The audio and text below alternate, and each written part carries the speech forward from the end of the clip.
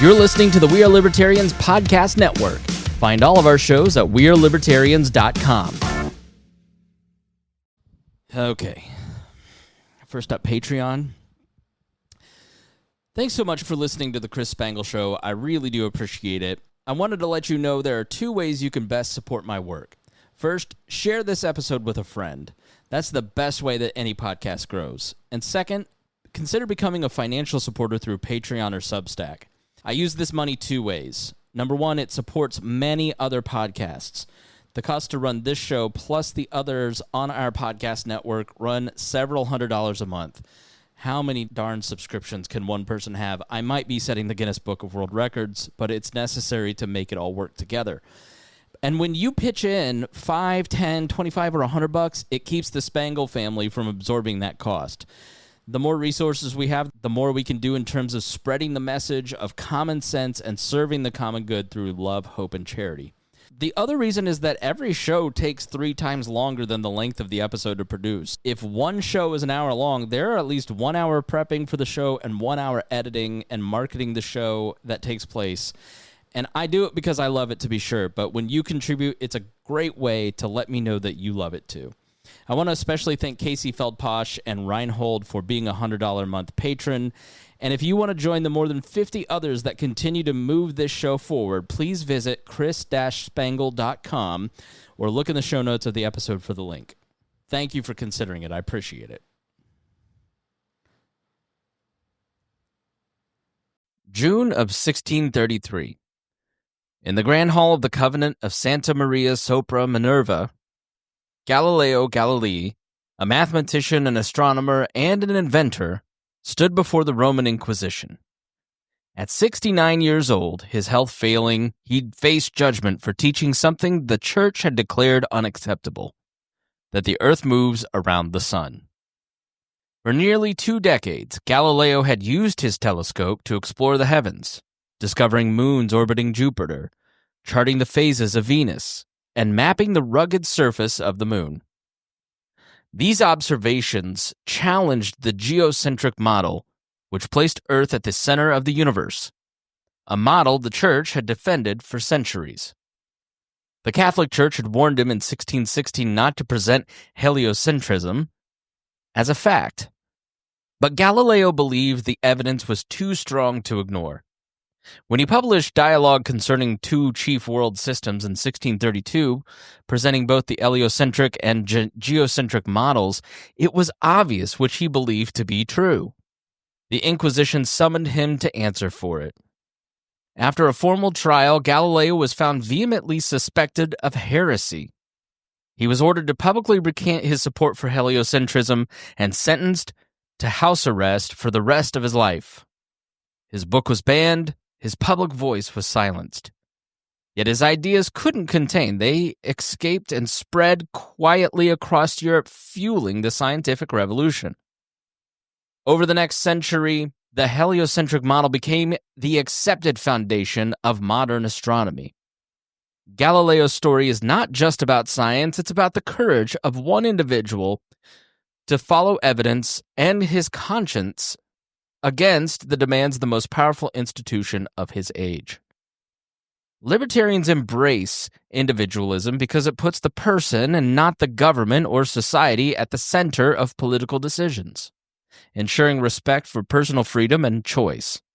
And in this episode, we're going to explore what individualism means, where it came from, how it differs from collectivism, and why it's central to a free society.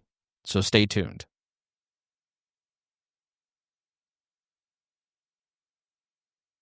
Welcome to the Chris Spangle Show. Thanks so much for joining me here on this episode. We're talking about something that I think is really important and speaks into this moment of time, and it is individualism versus collectivism.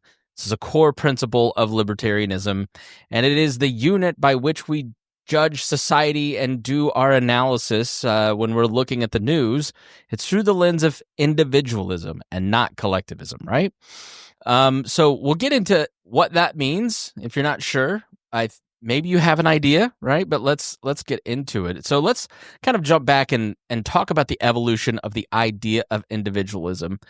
For most of human history, people didn't see themselves as independent agents. This is what Glenn Scrivener calls the air we breathe, right? We just take for granted that individualism is something that we all, it's the lens that we look through, right? It's the worldview that everybody thinks of themselves as an individual participating in a family and a society, but it hasn't been that way for most of human history.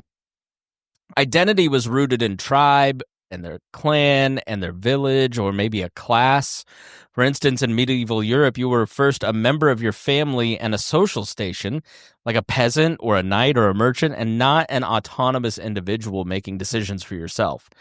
Your worth came from your role in that hierarchy, and your duty was to your community and your obedience to its customs. And I just think that's a completely foreign way of thinking here in America because we beat them in 1776. Psychologists call this the interdependent self. Your decisions weren't just yours because every decision that you made would impact the social status of your nuclear and extended family.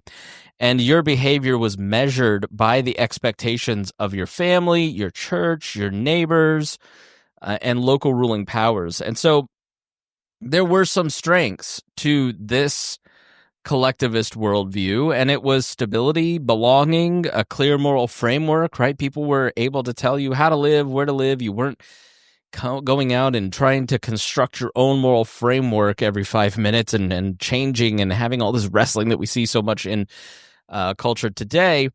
But it had a lot of drawbacks. It had little room for dissent, slow adoption of new ideas, and the suppression of personal conscience when it conflicted with tradition. So if you saw something that was wrong, you really couldn't speak out. So we're going to, in this episode, talk about the history of individualism, a few types of it, and some critiques and plus and minuses of it, let's say. So let's start with the development of individualism. How do we move from, think of Braveheart and those Scottish clans in the Highlands, or the New Guinea indigenous tribes that, National Geographic in 1960 are going and photographing, or Incan communities, right? How did we go from a clan-based society to an industrial society like we live in today? What are some of the highlights? So let's give you some of the highlights and how we got to that point. One flashpoint was in 399 BC when Socrates stood before the Athenian jury and refused to give up his search for truth, even at the cost of his life. They killed Socrates because he was annoying and wouldn't touch kids. Look it up. That's the truth. The Stoic philosophers later argued that reason and moral worth exist in every human being, regardless of status. So, embedded in ancient Grecian culture is the idea of individualism, starting with Socrates and then filtering through those philosophers. Christian contributions also cannot be understated. Christianity introduced a radical spiritual equality. All people are made in the image of God, and breaks down those hierarchies, the Imago Dei, and they're personally accountable to God and their conscience, right? Salvation was personal. Each stood before God in judgment. So you and your family are not going to stand in front of God. The Christian conception of individualism is that you alone will stand before God, and you must answer for your sins, and that's why Jesus saved us from them. So the Protestant Reformation took that even further. Martin Luther declared the priesthood of all believers, quote unquote, teaching that every Christian could read and interpret the scripture without a priest as a mediator. And conscience became a personal responsibility for God. In time, Protestant work ethic ideas, especially the concept of a personal calling, fostered a sense of self-reliance and purpose in work. Catholic thought also developed personalism, teaching that each person has an intrinsic dignity and must never be treated merely as a means to an end. So that idea that you can wake up in the morning and follow your passion every day has its roots in Protestantism. I can't say it. You know what I mean. And then, personalism takes that and says that you're not just a cog in a machine. You don't exist to go out and get a paycheck and then die.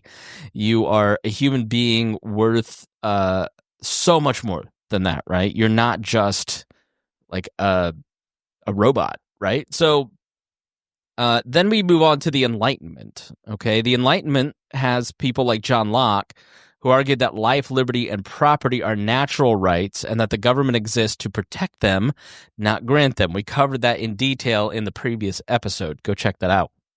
And John Stuart Mill defended individuality in thought and belief as essential to human progress. So then we move on to the Romanticism and Transcendentalism period, and you have thinkers like Ralph Waldo Emerson and Henry David Thoreau in the 1800s, urging people to trust their inner moral compass and resist conformity and live deliberately. And so by the time and then you also have the American founding.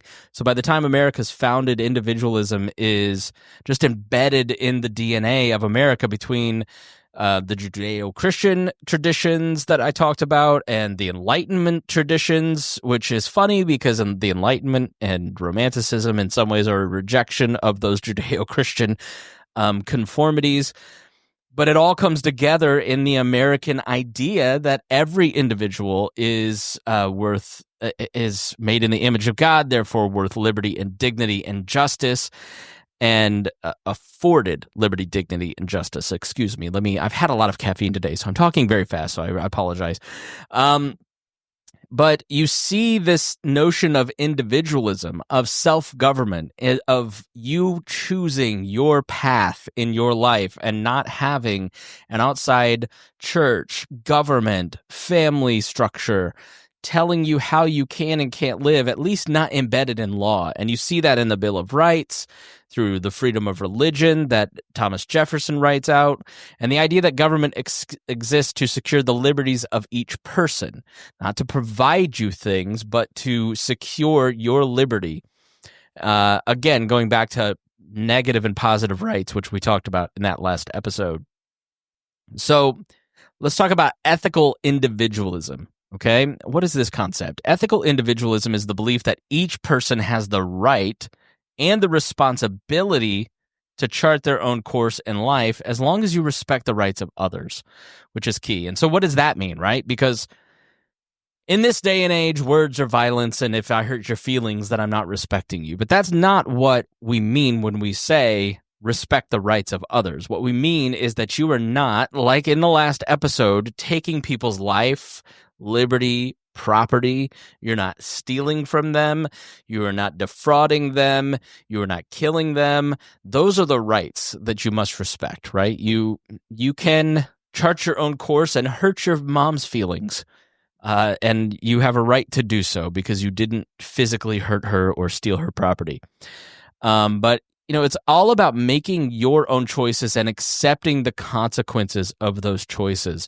We've seen recently, I'm trying to make these as evergreen and as timeless as possible, but we've seen recently a president use the FCC to go after late night comedians, right? If let's say Jimmy Kimmel on ABC and ABC doesn't like what Jimmy Kimmel is saying, they have every right to fire Jimmy Kimmel. It is a voluntary contract between those two. They have a contract, I'm sure. Whatever is in the contract may be fired for cause because he said something inappropriate. ABC has every right to do that because everybody has a right to voluntary association. But the government can't come in and force consequences because then that starts to step into freedom of speech and detangling society from the ability to freely associate or not. Maybe Disney wants Jimmy Kimmel on the air saying whatever they want. Maybe, probably not, but that's just like an example of how you're free to make your own choices and accept the consequences. You can say whatever you want. The government allows you to say whatever you want. And if the government doesn't allow you to say whatever you want, then that's a problem, right? So but you also accept the consequences of your words. Libertarians believe in this kind of freedom because it encourages responsibility. Personal responsibility, when I was coming up in the conservative and libertarian circles, was like the go-to. People talked about it all the time. Ayn Rand, Ronald Reagan, Rush Limbaugh, personal responsibility in the 90s and 2000s, and George W. Bush. It's all we talked, personal responsibility. Personal. Seems to have gone out of fashion to talk about personal responsibility. It seems like we're saying it's the left's fault or the right's fault, and we now have collectivized groups that we can blame for our own failures. That's not what I believe, and we'll talk a little bit about that collectivization next, but we believe in personal responsibility because if you're free to choose your education, career, or medical care, you also bear the cost if it fails, and you enjoy the rewards if it succeeds.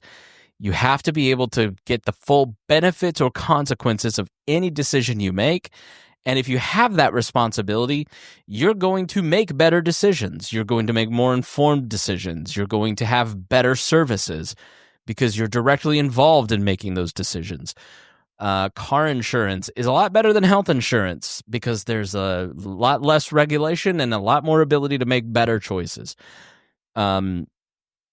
In an ethical individualist society, you're not expected to depend on the state to make your life decisions. Instead, you're encouraged to be self-reliant while still free to join communities and causes voluntarily. Again, libertarianism is all about it's about voluntary, right? Libertarianism is not cultural in the way that conservatism and progressivism try to be cultural. Libertarians' main proposition is, should the government have the power to do something? And the answer in libertarianism is usually no. But it is not, should this group or that group do that to this group? Right? It is that is a function of our society, which is why libertarianism has fallen out of fashion with so many people, is because they want to use cultural and political power to do what they want to do instead of just saying we wash our hands of cultural power and let's just focus on the monopolization of violence within the government and its impact on individuals. So let me give an example of an ethical individualist society, right? I mean, you see it all the time. You should have the freedom to choose your own education or healthcare without heavy government mandates or restrictions. But I'd also say like a modern challenge is, in the age of social media, conformity can come not from the government but from online mobs. The pressure to think and speak a certain way tests whether we truly value the freedom of conscience we claim to defend. When you look at the freedom of speech examples that happen so often, individuals are free to make the decision on their own vaccination status, and a business can say, I don't want to associate with you or not. But at the same time, like, what's the real risk of that, right? A late night comedian can be fired for freedom of speech. They have the ability to disassociate with that person, but should they, right? Is that a precedent that we want to set? We are doing a lot of things to please mobs online on all sides. And instead of thinking about the consequences, I wouldn't say the consequences, the permission structure that is being built around that, right? You have to stop and step back as an individual and say, is this the world that I want to live in? Is this the world I want my kids to grow up in?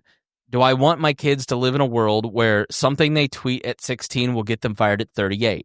Most people think, no, that's crazy. We shouldn't build that permission structure. We should give grace and say, you were 16 and you said something dumb. Maybe there's a different tolerance for somebody who is 48 and saying something currently that an employer or a group of people online don't like. But at the end of the day, I tend to say, look, okay, I want more speech. I want more awareness, because then I know your values, and you and I can argue about those values and shape and change each other's ideas, and maybe you'll see it my way and maybe I won't, but we're going to step into the conversation and have it and fight it out and see where we can find common ground and where we can't. And if we can't on some big issues, like, do you think immigrants are humans? Then I guess we can't be connected, right? Like, if you're a racist, it's really hard to be in community with people that are Black or Hispanic because you're denying their dignity, their fundamental right to live, and altering it in a way that's a right to live, right? So, but I err on the side of more speech and not allowing online mobs to go in and try to shape society in its image, because cancel culture on left and right, it's not working for us. It's too insane, right? So I look at it from a position of principle and not which team am I on, right? Because I've seen a lot of people say, well, I'm on the side of the comedian, but they weren't on the side of Alex Jones. You know, you like, to be consistent, you really kind of have to be on the side of Alex Jones and Jimmy Kimmel. Right? The government can't jawbone Facebook and Twitter to get rid of Alex Jones from 14 social media platforms in 24 hours. And the government can't also tell ABC that it has to let Jimmy Kimmel go, right? Like, that's the consistent principle. But if you're trying to find justifications to virtue signal to your team and say, I'm with you, as opposed to the principle, well, then you're not an individualist, right? Individualists look at principles and examine things from that point of view. How does the principle apply in this situation versus what can I say that will make my team happy so they know I'm on their side? And I think that's a lot of what's going on. So political individualism applies these ideas of, social interactions to government. And so from the libertarian perspective, the state's proper role is to protect individual rights like life, liberty, and property, but not to dictate how people live or to force them into collective goals. So this means opposing overreach, whether it's mandatory military service, censorship of unpopular ideas, or regulations that strangle small business. So let me give you a case example. West Virginia versus Barnett in 1943. The Supreme Court ruled that students could not be forced to salute the flag or say the Pledge of Allegiance. Justice Robert Jackson wrote, quote, if there is any fixed star in our constitutional constellation, it is that no official can prescribe what shall be orthodox in politics, nationalism, religion, or matters of opinion. Right? So, you see a lot of government officials these days saying you can't burn a flag, that you have to say the Pledge of Allegiance. That's forced patriotism. That's not allowing the individual to express their love or disdain of country. Whether you love or disdain this country, that does not matter to the government. The government should just exist to protect your life, liberty, and property. It shouldn't pass laws to force people to love it. That is collectivism in the name of nationalism. That is not individualism. It's un-American. Libertarians also oppose the military draft, which forces individuals into actions against their will, violating personal autonomy. So, you are not property of the state. The state cannot force you to go to war because it has decided to go to war, especially if it is against your belief system. Because you are a part of the nation, you are not owned by it. So let's jump into individualism versus collectivism and kind of narrow down on this. Understanding collectivism, collectivism, like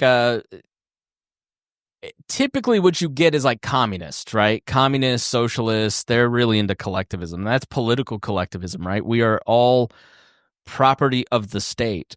But I would say white supremacy, racism, anti-Semitism, these are forms of collectivism too, where you are taking a group of people and applying a broad brush to them, assigning all members of that identity traits, and then trying to craft policy for those different groups. So collectivism places group goals above individual rights. Leaders or majorities decide what benefits the whole, and individual freedoms can be restricted to serve that vision.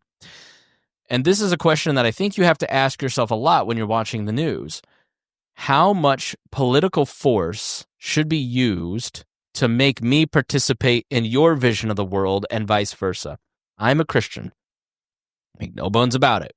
I'm different than a Christian nationalist. I'm a Christian libertarian, which means that I don't want the state to do anything other than make sure that there is justice and safety and have as few wars as possible, leave charity and everything up to persons to decide, right? But you have to have some monopolized force around things like justice and courts and possibly policing, probably policing. I'm for a robust city and somewhat robust states, right? I like sidewalks. I like roads. There are some zoning codes I don't have a problem with. Sorry, libertarians. I've been to Atlanta where there are no zoning codes, and it's a mess. But I also don't want to live in one of these suburban zoning code factories, right? All right, I'm on a tangent, right? I want more power at the smallest, closest unit of government to the individual as possible. I think we see as the power at the federal level has expanded how much more divisive that has gotten, how much less control voters have over their government, how much more perilous voting has become, because if we centralize voting machines at the federal level, that's all she wrote. Left, right, center, whatever. It should be decentralized in 3,000 different counties. So, but how much force do you want to use to make other people live out your worldview? How much should I be forced to participate in your worldview, right? As a Christian, I just don't think I can convert you or force you to live out my vision of life by using public policy. I think you resent me if I do that. And I don't want you to resent me. I want you to love Jesus and have a relationship with him, not focus on how much you hate me for wanting to control you. So I think it's counterintuitive. Again, violence always backfires, right? What you see happening with Charlie Kirk is violence was used against Charlie Kirk because of his speech. And now I literally see people trying to put him up for canonization at the Catholic Church. His producer called him Moses. They're making a coin out of him. Like, we have 1 million Charlie Kirks now because violence was used against Charlie Kirk. And so the same can be said about politics, right? If you are using government to force people to live out your vision, that backlash comes in and it actually causes, it's counter to what your actual goals were. Socialist or communist systems where resources, property, and decisions are controlled or heavily influenced by government authorities for the good of society is one example of collectivism. And think about those systems. They often restrict speech, belief, and economic freedoms in the name of conformity and equality. Let's look at Hong Kong. An example from our own day and age. For 100 years, Britain controlled Hong Kong with Western values of individualism, freedom of speech, freedom of association, and free markets. And Hong Kong was one of the freest places in the world to live, to do business, to have any kind of speech. Remember when Edward Snowden was fleeing from the government, the Obama government in 2014, I believe? Where did he go? He went to Hong Kong to figure out his next step because it was so free. But at 100 years, the government took control, the Chinese government, the British government gave back control of Hong Kong to the Chinese. They had like a 100-year lease on it. It's no longer free markets, no longer free speech. We've watched, if you've been paying attention, we've watched the complete destruction of free thought, free expression, free markets take place in Hong Kong in the last 10 years. because communism has come in and destroyed individualism and imposed collectivism on it. So that's why I prefer individualism, right? So when group goals overshadow individual rights, people lose the ability to control their own lives and destinies. A society that values individualism encourages creativity, entrepreneurship, and personal growth. Are you against creativity, entrepreneurship, and personal growth? I don't think so. Well, you've got to have individualism to make that happen. Freedom allows diverse ideas and approaches to flourish. We learn from each other. We sharpen each other based on our collaborations. And it improves society through voluntary cooperation rather than forced conformity. Is health insurance better since the government instituted Obamacare? Or are your premiums going up 20% every single year? The less choice, the less freedom that you have, the worse the service will get, the more expensive it gets. So let's contrast these two societies, right? Individualist societies prioritize free speech, religious liberty, and economic choice, allowing for innovation and diversity. And collectivist systems often restrict speech, beliefs, and economic freedoms in pursuit of conformity and control, leading to stagnation and the loss of liberty. So I am on the exact opposite side of anybody that wants to centralize control and compel individuals to live out collective goals, collective visions. I'm against you. So some people, well, you're woke, you're a leftist, you're a white nationalist, right? It depends on your world. I get called all kinds of different things. What I really want is for you to be left alone, and for you to leave other people alone, and for you to sit down and write in a journal and say, here's what I want my life to look like, and then have the freedom to do that without other people coming in and forcing you to live the way that they want you to live. So I want to get into Christian critiques of individualism and kind of, because I see this from the right now. The Christian right has started to take aim at individualism and libertarians. And I think the goal is that they want to impose a more collectivist vision on society. And you have to get rid of moderates. Because if you are an extreme person on whatever side, you hate the moderates within your own camp more than you hate the people on the other side. They oppose you because you're a Republican, they're a Democrat. We all oppose each other. But like, look at how much libertarians hate other libertarians, right?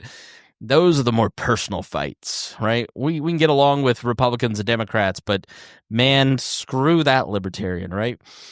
But I think the reason that you see a lot of the more collectivist, right-leaning people taking aim at individualism and Christians and libertarians who are more in line with the individualism versus collectivism is that you've got to get rid of the example. Because if the conscience is there, then people can look at the conscience of, hey, this is what, hey, Chris Spangle says that you have permission to be an individual. You have a right to life, liberty, and property. Well, we've got to get rid of that guy because he is not showing you the proper vision of what needs to be imposed.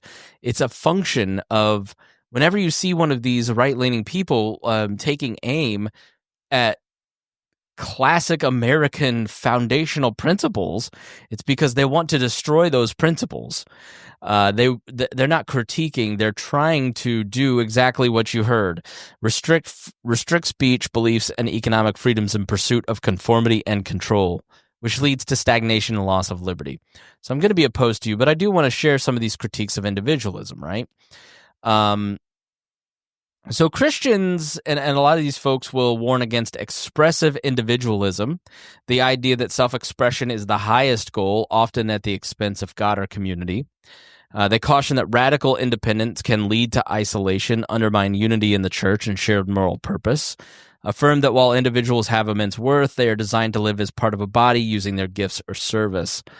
Just to kind of dig into some of this, expressive individualism versus a God-centered identity. Many Christian thinkers challenge expressive individualism, the idea that personal fulfillment and self-expression are primary. They argue instead for a God-centered life where true identity comes through belonging to something larger than ourselves. My identity is based in Christ. That is where my moral framework comes from. I think that if you were trying to construct other identities, you're out of touch with the way that you were created, and it will collapse in on the weight of itself. That's my belief, right? I think you should have every right to go and test that theory out. So I would say that I kind of agree with this one, but at the end of the day, like, the function of having a libertarian society is what you would call pluralism, right? Because libertarianism leaves so much to voluntary association or civil society to cure social ills, it kind of steps out of the culture war and says our primary concern is the proper role of government's power in your life, and we're kind of declaring a truce on culture. And so because I hold the belief that individuals are best when they have their identity in Christ, I'm not going to pass a law to force you to live that way, right? I'm going to allow you to go out. I mean, because you heard my story in the last podcast, like, I didn't always live that way. I should have the freedom to go out and make the mistakes I've made because it eventually makes me a better person, right? And so pluralism, it's functionally creates pluralism where you have a lot of different ideas and identities and belief systems all coexisting and working together on the problems where they want to connect, and agreeing to disagree and disengaging on the points that they disagree. It's not two sides fighting for the barrel of the gun, because if I'm a Republican and the Democrats win, they're going to kill me. So I've got to get rid of all of this liberty BS to protect my whole life, because they're going to murder me if I don't get control of the gun.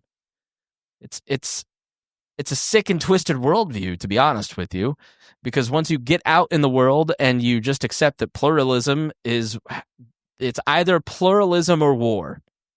You don't have a choice. You either have to coexist with people that have different beliefs, religions, identities than you, or you will perish as a country, as a nation.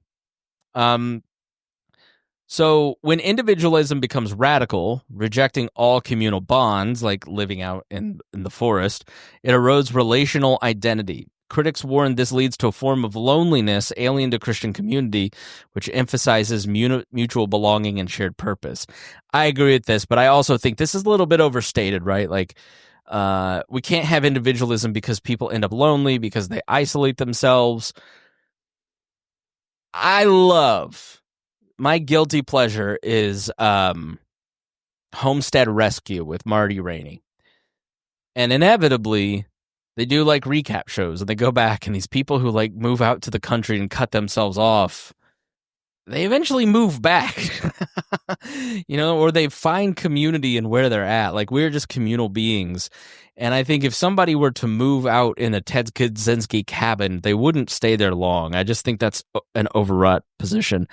An overly individualistic faith, My Bible and Me, has fragmented Christianity globally, resulting in thousands of denominations and undermining communal unity. Christianity emphasizes the body of Christ, not isolated selves. Yeah, that's kind of a tension between Catholicism / Orthodox and Protestants. I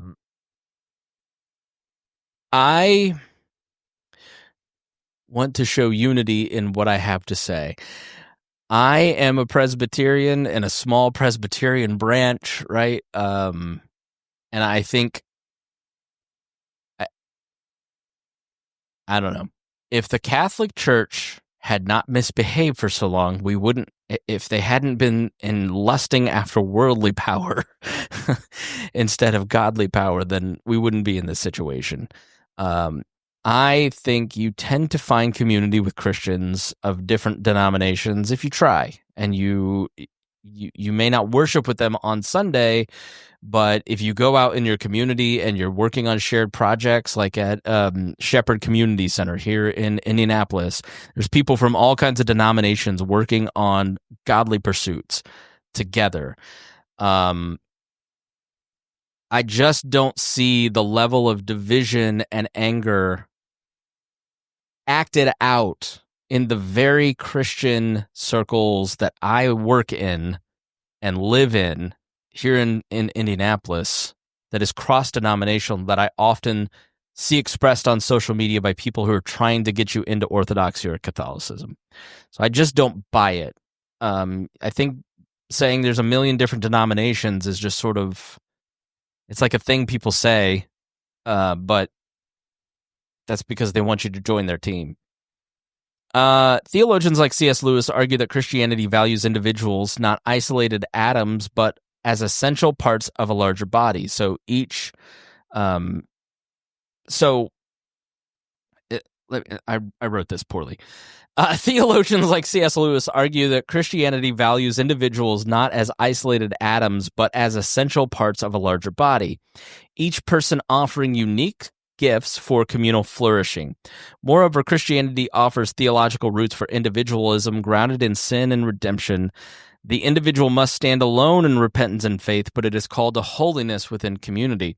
And I think, as usual, C.S. Lewis gets it right. You are called to, as I have talked about on the show before, you are called to focus on your personal life. You need to focus on your physical life, your spiritual life, your mental and emotional life. You need to focus on your vocation, right? You have to get your ducks in a row, and then you have to work within your family unit to make sure that is healthy, and then then you go out into the community, right? But there's just, to say that, to make this a binary choice of individualism means that you are alone is just not the truth. If you think back to the beginning of this episode, we're talking a lot about voluntary cooperation. Like, individualism is not isolation. Individualism is working together with a lot of different people that you don't always agree with, to achieve certain goals because you have agreed that you're not going to use violence to solve the problem. Collectivism uses violence to force you into groups and then never solves the problem. So it's not isolation. It is working within small communities to solve big problems. So just to wrap it up here, the journey from collectivist societies, which is really what most of history has known. Like, the reason the American founding 250 years ago was so radical is that it was created around the idea of individualism and not collectivism. You didn't exist within a patrimonial system where there was the head of a clan and then he was giving the wealth to his friends. What's the saying that Jonah Goldberg always talks about? For my friends, everything. For my enemies, the law. Right? That is the existing condition of most of humans for most of society. And you see countries around the world now going from Western ways of thinking, which at the core of is individualism, towards more collectivist ideas, all to enrich the dear leader. But that's because that, I think, is the natural state. And this is what Jonah Goldberg argues in his book.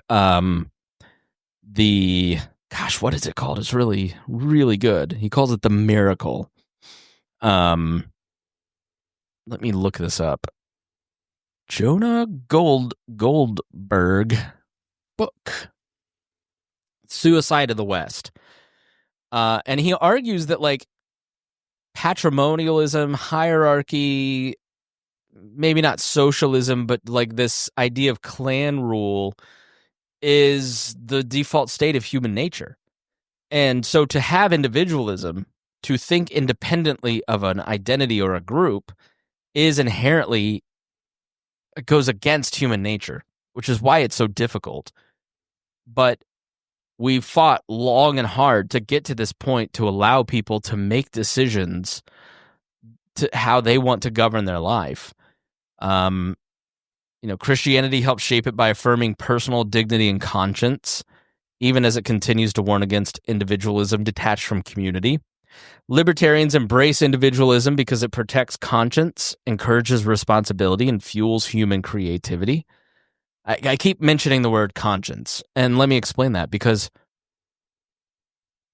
change starts when your conscience is pricked and you hear it and you go, this isn't right.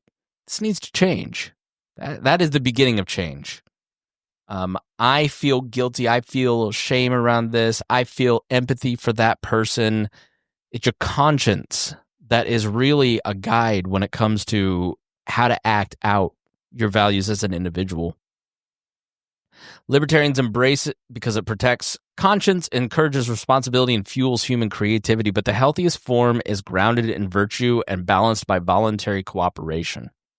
Galileo's defiance in 1633 reminds us progress begins when individuals have the courage to follow truth over authority. Protecting that freedom is at the heart of what it means to live in a free society. So, I hopefully that helps you understand individualism a little bit more. I sometimes feel like these even though I have written my outline, I feel like that makes it even more of a mess. I don't know why. But I just, I've been thinking a lot about individualism in kind of the way that things are happening in the news cycle and how important they are.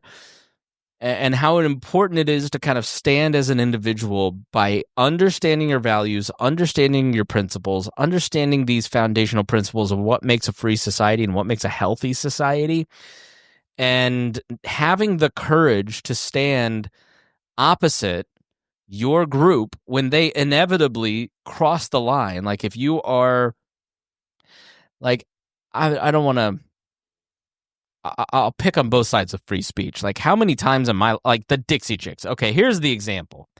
The Dixie Chicks. Don't like the Dixie Chicks because that Earl song was big. Like, I grew up loving Eminem, and I just remember how much flack he took for all the, fake songs about killing his ex-wife, how awful it was, and how could our kids listen to this? And in the same exact time, this song Earl that the Dixie Chicks had was the same exact premise. And then everybody played it on the radio and loved it. And I'm just like, that seems hypocritical. But the Dixie Chicks get canceled in, like, I don't know, 2003 or 4. They go out of country to a concert. They criticize George W. Bush and the Iraq War effort, and they get canceled. Like, they get all these tours canceled, and the media's like, how awful are they? Blah, blah. I just remember thinking, like, I don't agree with them, but maybe we're overreacting a little bit to this. That was like my first cancellation. Okay, now I've been through this a million times. This ain't my first rodeo with cancellations, and so they're liberal and they're in country music, but they're kind of liberal leaning, and so they pay for that because they didn't say what their in-group wanted to hear, and they kind of fell out of the charts and kind of and then start to come back. And then we sort of move from like a conservative leaning area to a liberal leaning area. And now the Dixie Chicks get canceled because they have Dixie in the name. And now they're just called the Chicks. And the other side gets rid of them. Because how could you be so racist and hateful by having Dixie in your name? I'm just hoping now we get like now that we're going back to a conservative culture, that they get canceled again for that stupid Earl song. That's what I'm arguing for. But like, it just shows you that it's just back and forth. Like, people who were arguing against COVID-era censorship are now arguing for Jimmy Kimmel to get canceled. You have people who are free speech warriors who are like, let's get rid of Alex Jones. It's just stupid. Like, it drives me crazy. And the only way to not go crazy is to understand the value of free speech and why it's important and hold fast to the principle. And even if you're a right-leaning person speaking up and saying, yeah, Jimmy Kimmel, look, I think Jimmy Kimmel has his funny moments. I don't watch him anymore. But the monologue he gave, the first monologue he gave back that Tuesday night was fantastic. He said, I mean, people clearly didn't listen to what he said because they have all kinds of perception about it. It's like, you guys are the ones who said, no, you're getting Charlie Kirk wrong, just listen to him, but now I'm going to get Jimmy Kimmel wrong, and don't call me out on it. I had an argument with a guy. I just got to start arguing on Facebook. But my larger point, to bring it all back, right? It's just, I have followed politics for 25, 30 years now. I've been involved in political media for 20. It's never not going to go back and forth. It's always going to be tribal. It's always going to get team-based. It's only going to get worse the higher the stakes, the higher that we pretend the stakes are. And you're going to feel like you have to choose. You don't have to choose a side. If nobody has told you that, I'm telling you that. Because you're an individual with your own mind, your own values, your own beliefs, your own history as to why you think those things. And yes, it is painful to feel a part of an identity group and yet have conflicting ideas with the majority of the people in that group. That's just part of the brokenness of the world, is that we aren't all united together. We don't have harmony and peace. It's a broken and fractured world, and that is terrible and awful, and I'm sorry for it. You don't have to contribute to it with tribalism and partisanship and give up your individual thoughts and beliefs and stay quiet because you feel like you have to belong. So much of politics and social media today now is like joining a gang for protection because, well, I'm eventually going to say the wrong thing because everybody says the wrong thing because there's no standard. It's just mob justice. So at least if I'm with these guys, they'll have my back when I do the wrong thing. And then you just get a permission structure in your mind that you can start doing the wrong things and saying the wrong things. And, well, it doesn't matter because my boys are with me. That's not individualism. That's collectivism. That's crazy. So be an individual. Embrace individualism. Take from, like the Christian conception, right, is get into your Bible. Read what God has to say. Don't people please. The Bible repeatedly warns against people pleasing and pleasing men. And once you do that, you've given up truth. You have stopped adhering to what Christ says. Christ loses his power because you're trying to please other people. And so often the discourse is that if you're a conservative and you're trying to say something progressive, it's because you're a coward and you're not with us and you're not people pleasing. I'm calling BS on that because to me, the ultimate cowardice is just saying whatever the group wants you to say. It is weakness. It is outsourcing your own beliefs and thoughts to other people. And that's that's one reason my faith has been so strengthened in the last few years is because I just turn to Jesus, try to figure out what he wants, what he says, how he treated people. What he cared about is what I want my politics to care about. How he talked to people is how I want my politics to be. He had Simon the Zealot and he had Matthew the tax collector together on the same team working towards making disciples of all the nation. Simon the Zealot hated Rome, hated the Roman government, probably participated in acts of violence against the government. What do you think he thought of Matthew the tax collector for the Romans who was betraying his own people in their view? How were the first few conversations between those two? But they had to come together, give up their collective identities, come together, and Jesus put them together and forced them into community and find common ground, find the dignity of the other individual, and find reasons to love each other. So it's possible. We have the model on how to do it. But yeah, I would just call you to have courage. There isn't a day that goes by that I don't talk to somebody. I talk to so many Republicans that are scared to say what they want to say. They know it's a clown show. They know it's ridiculous, but they're worried for their business. They're worried for their political careers, they're worried for their personal careers, that if they speak up and say what a clown show this is, that they're going to suffer the consequences. Well, you're giving into collectivism. You're being a coward. It's anytime you attach your identity so closely to a collective group and you give up individualism in your own mind, you are in peril. All right, thanks for joining me here on the Chris Spangle Show. I really appreciate it. If you got something out of this, I hope you share it.